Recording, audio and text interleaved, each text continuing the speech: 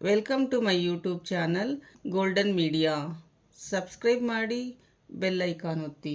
ಮಗುವಿಗೆ ವಿಷ ಹಾಕಿದವರು ಯಾರೋ ಗೊತ್ತಿಲ್ಲ, ಆದರೆ ಅವರು ನಮ್ಮ ಜೊತೆಯೇ ಇದ್ದಾರೆ ಎಂದು ಸ್ನೇಹ ಕಂಠಿಗೆ ಹೇಳುತ್ತಾಳೆ. ರಾಧಾಳ ವಿಷಯ ತಿಳಿಸಲು ಇದೇ ಸರಿಯಾದ ಸಮಯ. ರಾಧಾ ಬಗ್ಗೆ ಕಂಠಿಗೆ ತಿಳಿಸಬೇಕು ಎಂದುಕೊಳ್ಳುವಷ್ಟರಲ್ಲಿ ಕಂಠಿ, ಯಾರು ಆ ನಂಜಮ್ಮನ ವಿಷ ಹಾಕಿರುವುದು ಎಂದು ಸ್ನೇಹಾಳನ್ನು ಕೇಳುತ್ತಾನೆ. ಇದನ್ನು ಕೇಳಿದ ಸ್ನೇಹ ರಾಧಾಳ ಬಗ್ಗೆ ಕಂಠಿಗೆ ಏನನ್ನೂ ತಿಳಿಸುವುದಿಲ್ಲ. ಸಚಿನ್ ಸುಮಾಳನ್ನು ಪ್ರೀತಿಸುತ್ತಿರುವ ವಿಷಯ ಪುರ್ಸಿಗೆ ತಿಳಿಯುತ್ತದೆ.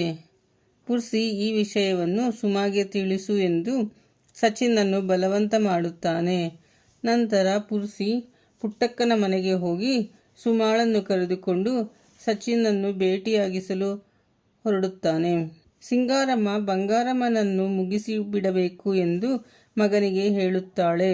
ಆಗ ಸಿಂಗಾರಮ್ಮನ ಮಗ, ಹಾಗೆ ಮಾಡುವುದು ಬೇಡ, ಬಂಗಾರಮ್ಮ ಚಿನ್ನದ ಮೊಟ್ಟೆ ಇಡುವ ಕೋಳಿ, ಮೊದಲು ಆಸ್ತಿ ಒಡೆಯೋಣ ಎಂದು ಹೇಳುತ್ತಾನೆ. ಕಂಠಿ ಉಳುಮೆ ಮಾಡುತ್ತಿರುವ ಜಮೀನಿನ ಮೇಲೆ ಒಬ್ಬ ರಾಜಕಾರಣಿ ಕಣ್ಣಿಟ್ಟಿದ್ದಾನೆ.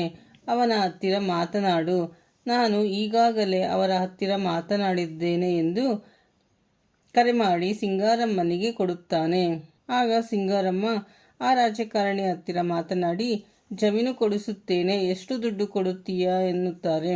ಆ ರಾಜಕಾರಣಿ, ನೀವೇ ಹೇಳಿ, ನೀವು ಹೇಳಿದ ಹಾಗೆ ನಾನು ಕೇಳುತ್ತೇನೆ, ನೀವು ಹೇಳಿದಷ್ಟು ಹಣ ಕೊಡುತ್ತೇನೆ ಎಂದು ಹೇಳುತ್ತಾನೆ.